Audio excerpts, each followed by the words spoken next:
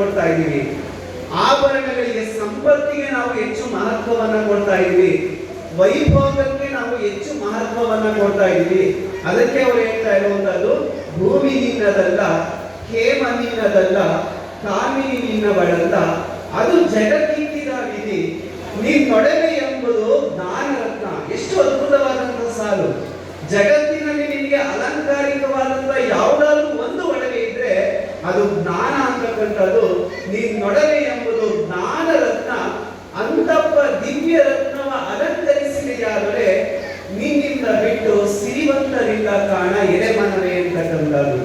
ಅಂದ್ರೆ ನಮ್ಗೆ ಇವತ್ತು ಏನಾದ್ರೂ ಭೂಷಣ ಪ್ರಾಯವಾಗಿರುವಂತಹ ಏಕೈಕ ಸಂಪತ್ತು ಅಂದ್ರೆ ಅದು ಜ್ಞಾನ ಅಂತಕ್ಕಂಥದ್ದು. ಅಂತಹ ಜ್ಞಾನ ನಮ್ಮದಾಗಬೇಕು ಅಂದ್ರೆ ಪ್ರತಿಯೊಬ್ಬರು ಸಹ ಶಿಕ್ಷಣಕ್ಕೆ ವಿವೇಕಾನಂದರು ಒಂದು ಮಾತನ್ನ ಹೇಳ್ತಾರೆ, ಈ ಸಂದರ್ಭದಲ್ಲಿ ನಾನು ಯಾವುದನ್ನ ಆಯ್ಕೆ ಮಾಡ್ಕೊಂತೀನಿ ಅಂತಂದ್ರೆ ಹಣವನ್ನ ಆಯ್ಕೆ ಮಾಡ್ಕೊಂತೀನಿ ಅಂತಕ್ಕಂಥದ್ದು. ಅವರ ಆತ್ಮೀಯರಿಗೆ ಆಶ್ಚರ್ಯ ಉಂಟಾಗುತ್ತೆ.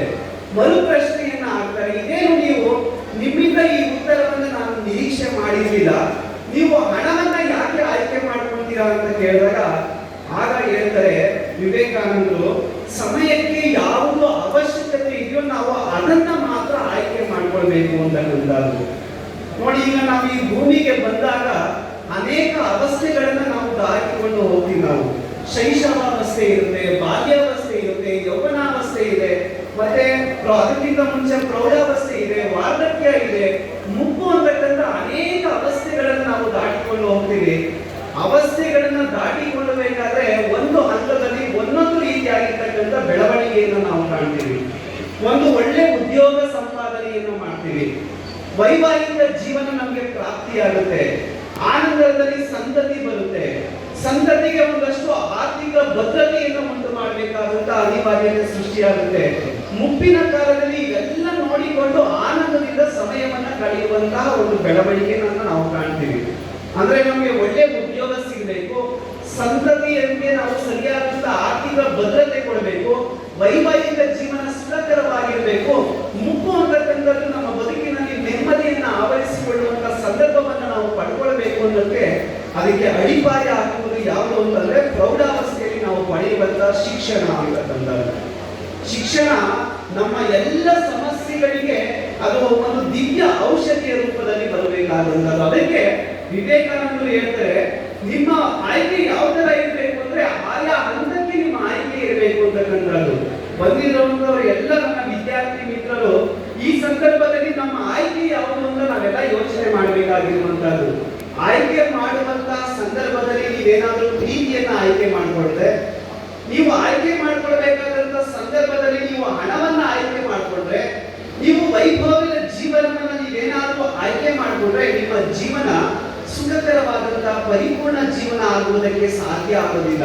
ಪ್ರೌಢಾವಸ್ಥೆಯಲ್ಲಿ ನಮ್ಮ ಆಯ್ಕೆ ಯಾವುದು ಆಗಬೇಕು ಅಂತಂದ್ರೆ ಅದು ಶಿಕ್ಷಣ. ಶಿಕ್ಷಣವೇ ಪ್ರಧಾನವಾಗಿರಬೇಕಾಗಿರುವಂತಹದ್ದು. ಆ ನಿಟ್ಟಿನಲ್ಲಿ ನಮ್ಮ ಬದುಕಿನಲ್ಲಿ ಈ ಶಿಕ್ಷಣ ಅಂತಕ್ಕಂಥದ್ದು ಅಷ್ಟು ಅನಿವಾರ್ಯತೆಯನ್ನು ಸೃಷ್ಟಿ ಮಾಡಿರುವಂತಹದ್ದು.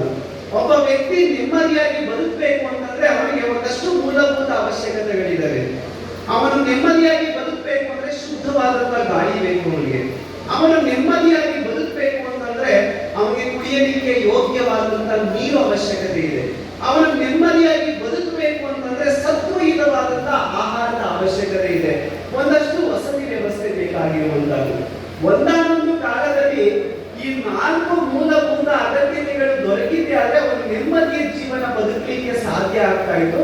ಆದ್ರೆ ಇದು 21ನೇ ಶತಮಾನ. ಇದು ಆಧುನಿಕ ಯುಗ, ಇದು ತಂತ್ರಜ್ಞಾನ ಯುಗ. ಮನುಷ್ಯ ಹಕ್ಕಿಯಂತೆ ಆರುವುದನ್ನು ಕಲಿತಿದ್ದಾನೆ, ಸಮುದ್ರದಲ್ಲಿ ಮೀನಿನಂತೆ ಈಜುವುದನ್ನು ಕಲಿತಿದ್ದಾನೆ, ಚಂದ್ರಯಾನ, ಮಂಗಳಯಾನ ಅಂತಕ್ಕಂಥ ಅನೇಕ ಯಶಸ್ವಿ ಯಾನಗಳನ್ನ ಮಾಡ್ತಾ ಇದ್ದಾನೆ.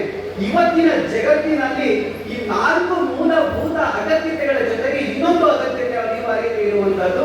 ಅದು ಯಾವುದು ಅಂತಂದ್ರೆ ಅದು ಶಿಕ್ಷಣ ಅಂತಕ್ಕಂಥದ್ದು. ಅಂತಹ ಶಿಕ್ಷಣವನ್ನು ನಾವು ಪಡ್ಕೊಂಡಿದ್ದೆ ಆದ್ರೆ ನೆಮ್ಮದಿಯ ಬದುಕನ್ನು ನಾವು ನಿರ್ಮಾಣ ಮಾಡೋದಕ್ಕೆ ಸಾಧ್ಯ ಆಗಿರುವಂತಹದ್ದು. ಈ ಶಿಕ್ಷಣ ವ್ಯವಸ್ಥೆಯಿಂದ ಬಂದಾಗ ಸರ್ವೇ ಸಾಮಾನ್ಯವಾಗಿ ನಾವು 2 ಪದಗಳನ್ನು ನಾವು ಇತ್ತೀಚಿನ ದಿನಗಳಲ್ಲಿ ನಾವು ಕೇಳ್ತಾ ಇದ್ದೀವಿ. ಆ 2 ಪದಗಳು ಯಾವುದು ಅಂದ್ರೆ ಒಂದು ವ್ಯಾಲ್ಯೂ ಬೇಸ್ಡ್ ಎಜುಕೇಶನ್, ಇನ್ನೊಂದು ಸ್ಕಿಲ್ ಬೇಸ್ಡ್ ಎಜುಕೇಶನ್ ಅಂತಕ್ಕಂಥದ್ದು. ಮೌಲ್ಯ ಆಧಾರಿತವಾದಂತಹ ಶಿಕ್ಷಣ ಅಂತಕ್ಕಂಥ ಇದ್ದೀವಿ. ಇನ್ನೊಂದು ಕೌಶಲ್ಯ ಭರಿತವಾಗಿರುವಂತಹ ಶಿಕ್ಷಣ ಅಂತಕ್ಕಂಥದ್ದು. ಇವತ್ತಿನ ಆಧುನಿಕ ಜಗತ್ತಿನಲ್ಲಿ ಒಬ್ಬ ವಿದ್ಯಾರ್ಥಿ ಪರಿಪೂರ್ಣ ಶಿಕ್ಷಣವನ್ನ ಪಡ್ಕೊಂಡಿದ್ದಾನೆ ಅಂತಂದ್ರೆ ಅವನಲ್ಲಿ ಮೌಲ್ಯ ಇರಬೇಕು. ಇನ್ನೊಂದು ಅಂತಕ್ಕಂಥದ್ದು ಹೇಗೆ ಸಾಧ್ಯ ಆಗುತ್ತೆ? ಅದು ಕೌಶಲ್ಯ ಅಂತಕ್ಕಂಥದ್ದು ಅದು ಸಾಮಾನ್ಯವಾಗಿ ಎಲ್ಲರನ್ನೂ ಹುಡುಕಿಕೊಂಡು ಬರುವಂತಹ ಅವರು ಮಂತ್ರ ಅಲ್ಲ. ಮಂತ್ರಕ್ಕೆ ಮಾವಿನಕಾಯಿ ಕುದುರುತ್ತೆ